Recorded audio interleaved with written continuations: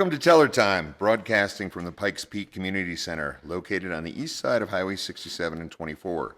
Each week, we'll be bringing you stories, ideas, and voices from our community. It's where creativity meets community, and every conversation sparks something new.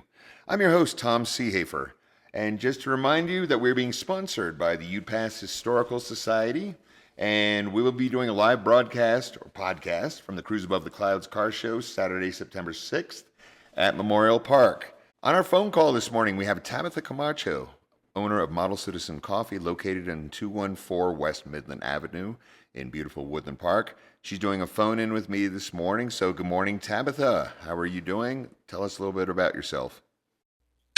Okay, well, first of all, we like to have people when they come in, we like to welcome them into the shop, and we like to let them know that we are not the 8th coffee shop in Woodland Park. We are actually primarily a coffee roastery, and what that means is that we roast the coffees that you take home and save yourself a lot of money from cafe fees and just making the coffee the way you want it at your own home. So currently we have 33 different single origins, and the last one we picked up was an Ecuadorian. Coffees are going to be anywhere from North America, South America, Central America, Africa, Asia, or Oceania. The second thing we do in our shop is we are coffee educators. And what that means is that we help you find the region of the world you like your coffee from. So also we do tastings every week. They all change. So we always tell people keep coming back each week to see when your coffee will show up on the bar. And the last thing we do is we have a coffee bar, and that is a European style coffee bar that is, everything's ratioed to be from Europe. So our espressos are going to be in doppio cups along with our macchiatos and cortados. We actually do probably one of the best cappuccinos, and we're not saying that that's the best cappuccino based on, yeah, it's not a cappuccino based on, oh my gosh, they have 9 inches of foam, or they add stuff to it, or there's wet cappuccino or a dry cappuccino. I've had many Europeans come in and they say, hey, I would normally order a cappuccino, but it doesn't seem that Americans know how to do one. And I said, are you referring to the fact that they say wet or dry? And she's like, yeah, do you do that? I'm like, no, we don't do that. So all our ratios are done just like they do in Europe. We don't do alternative milks, and we do not do sugars, syrups that go in your coffees. For those, there are 7 coffee shops in Woodland Park to take care of that for you. Gotcha. Of course. Yes. So that's a little bit more about who we are. I said more think coffee roastery with a European coffee bar. Nice. All right, so a little bit about your background. I think Enrique and you are both veterans? No, only my husband. Okay. I'm hero support. Yes. All right. What is he? What was his service? What service did he provide? He's actually Army. So Okay. he worked started out as infantry, then he went to field artillery, and then the last probably I'd say 20 years was in Army intelligence. Okay. What is his role in the coffee shop? Do you both do the same things, or do each of you have sort of like a set list of things to do, or what you're professional at? Well, actually, my husband is the master roaster. He has been to numerous classes on roasting different types of coffee beans and learning about different profiles. Different coffee beans require different handling of those coffee beans. Some have a higher moisture content, some have lower moisture content. So in order to perfect that, he does go to schools for that. The coffee beans are actually going to be, when you come in and you try different coffees, because we don't have syrups and because we don't have alternative milks, those coffees have to shine. So my husband has to know what to do with that coffee bean to make sure that that coffee represents the country from which it came beautifully. So you've got to basically complement the flavor with the proper flavor. Correct. Yes. Okay. So a coffee bean might come in and might say, hey, this one should be earthy, should be, smoky or tobacco flavored. And if he does not roast it properly, those coffee notes won't shine through. So he is an expert roaster. It's not simply put it in the machine, push a button, and voila, your coffee comes out perfect. It doesn't work that way, because sometimes a crop might have a lot of water. Sometimes that might have more sun. It is an organic product, so each year it's going to fluctuate a little bit. So my husband's role in the business is he does the roasting. He does this. He writes, everyone who orders coffee from us gets a handwritten note from him. And then he does a lot of the mailings. I do everything except the roasting. Have I been to roasting school? Yes. Do I do the roasting? No. But The two of us, we overlap every area of the business. We are well aware of what's kind of going on. The only thing I don't do is I choose not to do the roasting. Very nice. So I read a little bit about y'all have traveled extensively, and I think Oahu. I can't even name all the countries y'all have been through, but yeah, just give us a little bit of a list of where y'all have traveled about. Okay, as far as living goes, we've lived in Hawaii, up and down the East Coast, and in Hawaii was Oahu. We lived up and down the East Coast. We've lived in England. We've lived in Germany, Japan, Korea. That's as a family. My husband, of course, has been to many times deployed: Iraq, Afghanistan, Bosnia, etc. And then as far as traveling goes, my husband and I and our 4 children and our cat, who had a passport at the time too, has traveled all over the world. So we've extensively done Europe, the Nordic countries, Asia, Australia, New Zealand. There's not a whole lot of places we haven't been. Right. Normally we can hear in conversation with a lot of people who come in saying, hey, I've been to, Brazil. Like, oh yeah, we can talk, speak about Brazil. We have a motto in our family: a man with an experience is seldom at the mercy of a man with an argument. So we have the experience. How did you wind up in Woodland Park with your business? Well, that's an interesting note. My husband and I actually met at the University of Colorado. After we met there, then we got married, traveled the world for the last 30 years. Wow. But actually, I came to Woodland Park, Colorado in 1979. That kind of tells you how old I am. And I graduated from Woodland Park High School. So my parents are still up here in Woodland Park, and his parents retired from the Army in Colorado Springs. So when he came back, he just wanted to be west of I-25. He loved the mountains. He goes, let's go to Woodland Park. I'm like, all right, let's go. Find a house, pray about it. And the Lord says, here you go. So he's given it. Yeah, the Lord's really given us a way of, he just meets us every step of the way. Right. Of course. Well, it's a good energy, and that's, you put it out and you see what you get back. So good. Well, we're happy to have you up here. Okay, so little Q&A. I did a little background work here, so I'm going to ask you some questions, and I'm sure you got the answers, but let's check your coffee knowledge a little bit, maybe. Okay. Where did coffee originate? Coffee originated, well, actually, all Arabica beans can trace their DNA back to Ethiopia. That's really where it originated, is in Ethiopia. But the Yemen try to claim that they have the first of it. The Yemen were the first ones to get it out to the world.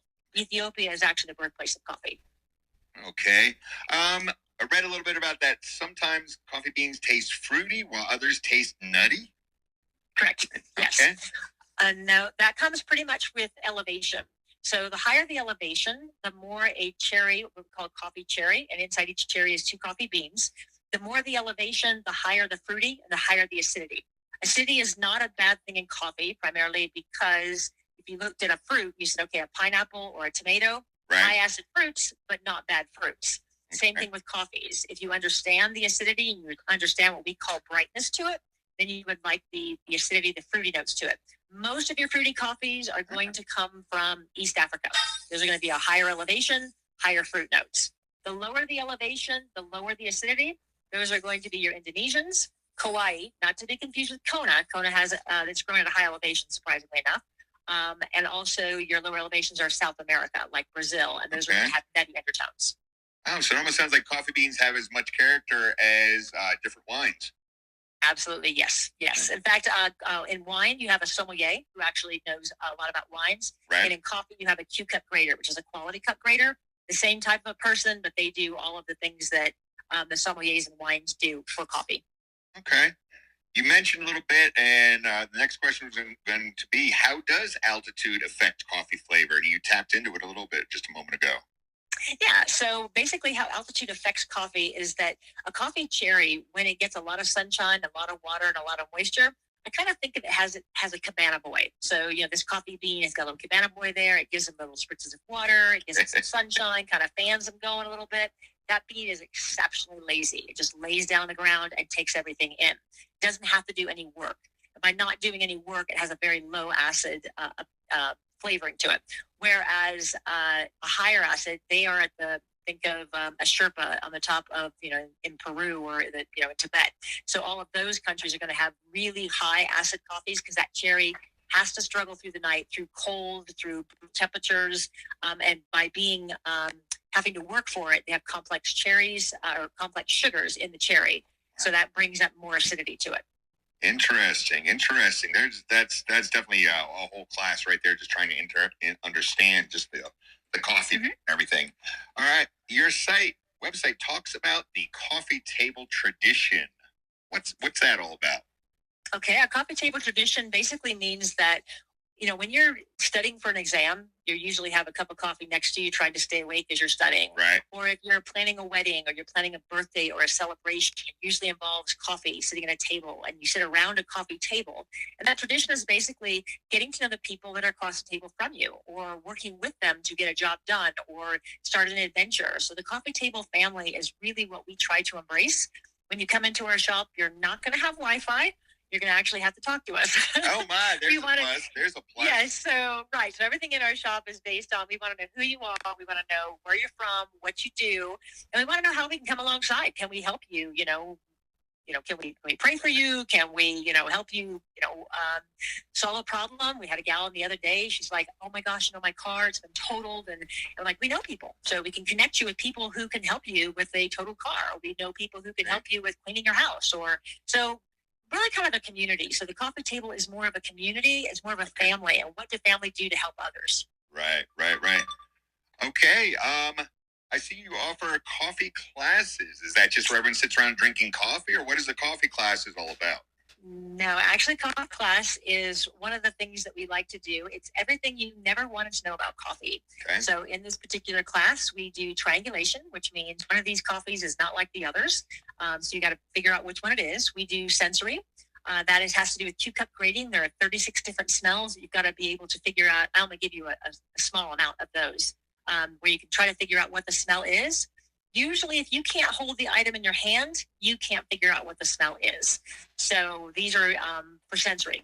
We also do history of coffee, where it came from, how it got to the rest of the world, how it got to Asia, how it got to Indonesia, how did it end up in Brazil, all these countries. Wow. We do a history of them, which has to do with, sailors, and there's all kinds of shenanigans going on with getting coffee to the rest of the world. Okay. We also talk about brew methods and, kind of a high elevation. How do you adjust for higher elevation with your water boiling not at the correct temperature?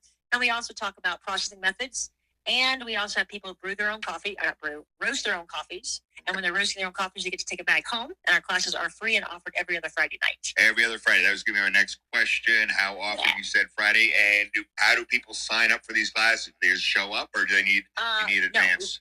You need to let us know. Just come on our website and say that you're coming with, however many guests you're coming with. Okay. You're, on there, because we only take 12, because we want to make sure that everybody kind of gets the experience, the coffee experience. Okay. And so we have, maximum of 12. And if you can't make it, we always say, hey, let us know that you can't make it. That way the people on the waiting list can jump in. I think we're already full this Friday. Nice. And then we're already filling up slots for the next Friday class. What is your website address, please? ModelCitizenCoffee.com. Okay. Simple enough. Model Citizen Coffee. Good. All right. Another trick question, maybe. What roast has more caffeine and why? Maybe. Okay. That would actually depend on how you brew your coffee. Do you scoop your coffee, or do you weigh your coffee? If you scoop your coffee, then a light roast has more caffeine. If you weigh your coffee, then a dark roast has more caffeine. But it's actually it's a very minimal amount as far as the coffees go. It's a 15-page report done by the Sweets, and they went in, they did all this. It's very dry reading. You need a lot of water to get through it. But basically, what it is when a coffee bean stays in a roaster, it gets fat and puffy.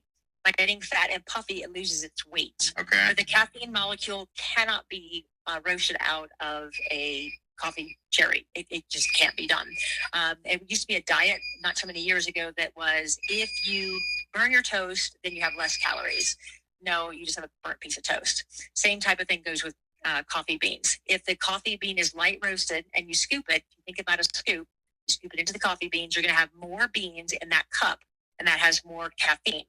But if you weigh your coffee on a scale, it's kind of like, let's say, 1,000 pounds or 1,000 bricks. Which weighs more, 1,000 bricks or 1,000 feathers? Okay. They have the same number, but a different weight. Right. So when you're weighing your coffee bean, the lighter, the fatter, puffier, darker roast, you're going to need a lot more coffee beans to get to that weight, as opposed to the light roast. Right. So again, if you scoop it, light. If you weigh it, dark. Okay. How do you like your coffee, and how does Enrique like his coffee? What are your favorites? Well, actually, I can speak to my husband's. My husband's favorite coffee every morning is he wants an Americano and a cortado. And those are done with our dark roast, which is not burned and bitter. We've turned many, many people on to our espresso blend, which went to Italy 12 times to create the Italian espresso. Okay. The only negative to that particular coffee is that once people have it, they start ordering by the 5 pounds, which means we are roasting coffee late into the night. So, and for me, coffee has got to be, I'm a little different in the sense that I like to put my coffee in my base goods. So you boost the flavor of chocolate because Right. coffee is actually a cousin to chocolate. Right. So I'm a baker. So I love to put coffee in my baking and my cooking. Yes. Okay. Yes. All right. Speaking of baking, yeah. One little tip that you ever heard about blooming your cocoa? Yes. Yeah, okay. Probably blooming it maybe in coffee would develop more of the flavor of both those items, I'm thinking. It does, yes. Okay. Actually, with coffee as well, depending upon how you're brewing your coffee. On the pour over, you're going to actually put the coffee grounds in the top. You rinse the coffee filter first, put the coffee grounds in. Then you're going to pour over a little bit of water to cover the grounds, and you wait 30 seconds. Okay. Then the coffee blooms. It forms a kind of a hard shell. Okay. Then you puncture that shell with more water. That's when you continue the pour over is with the more water. So we usually use 25 grams of coffee per 300 milliliters of water. Oh, and that, okay. the blooming actually kind of gives that intensity Right. to it before we continue the watering down process. Nice. Well, all right. That's a lot of information, a lot of interesting information that I think people would be surprised to know that coffee isn't just coffee and just depends on how you prepare it. And there's an art to coffee preparation, just like there's an art to all their types of food preparation that we do. So that was incredibly interesting. I appreciate that. Is there anything more you'd like to say or mention? Well, one of the fun things is when people come in, they don't know this, is that coffee is actually negative 55 calories per cup. So before you add the stuff to your coffee, we're actually giving you a negative 55 calories per cup of coffee. So that's why, when you're doing your standard European measurements, you're actually burning more calories drinking coffee than you are when you put all the extra stuff in it. And it has 400 compounds that actually help you as far as health-wise goes, with diabetes, with cancers, with all types of things. So coffee is a great beverage to kind of kickstart your day. Nice. All right. And the last question, how about any future plans or events coming up? Any ideas? We still have the farmers markets. Okay. We're taking the Woodland Parks through the end of August through the end of September. And then we have Old Colorado City through October. Then we'll start seeing some Christmas markets. You'll be starting to, we pop up at different Christmas markets around the area. We do like coffee scoops and coffee boxes and great gift ideas for people who are like, oh, I think this coffee's great because you give it to them, they drink it, it goes away. There's nothing to sit on the shelves. Right. So the events coming up will be basically Christmas.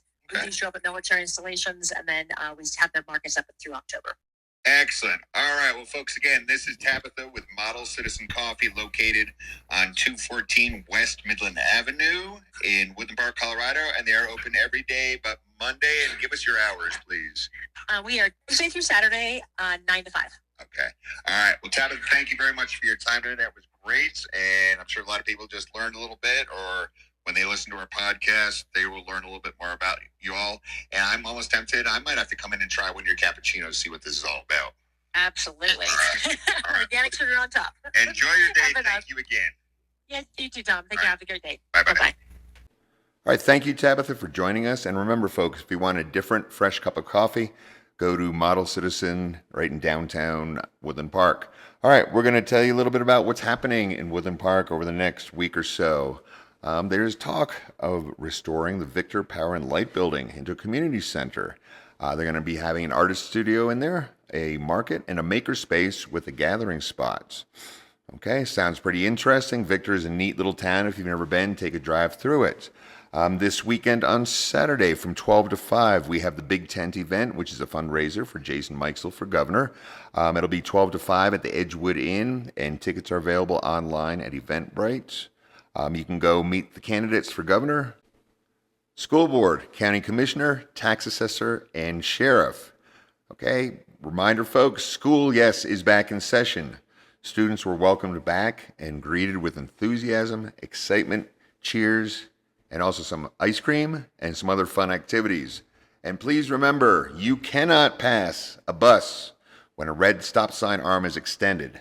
Last year, National Association of State Directors of Pupil Transportation Services estimated 240,000 vehicles illegally passed school buses in a single day. Slow down, folks. You got all sizes and shapes and heights out there. Be aware of the children.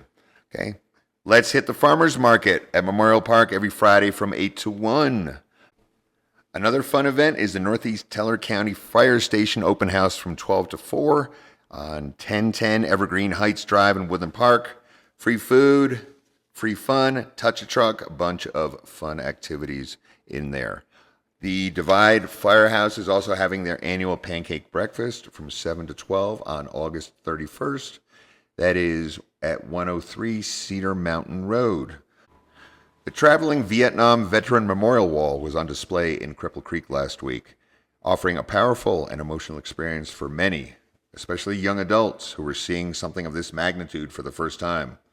The presentation was done by Jim Ware, founder of the Salute to American Veterans Rally, which was established 33 years ago, and it clearly resonated with the crowd. It was moving to witness how deeply it touched so many. Thank you for helping bring this moment of reflection and honor to our community. Yes, that was a big thing, and hopefully many of you were able to go for the first time. It is quite impressive. We also have Ladies' Night at Hunt Homestead this week, Hunt and Homestead, 5 to 8 p.m., and that's located at 720 U.S. Highway 24, Suite B. Okay, so that pretty much wraps up our week of events here in Teller County. Just a reminder, joy is not in things, it is in us. Thank you for joining us this week, and if you're interested in joining us on our podcast, please shoot me an email at tellertime25, that's all one word, at gmail.com, or come by and see me at Kempo Karate of Woodland Park in the City Market Center. Thank you again. This is Tom Seehafer. Join us next week.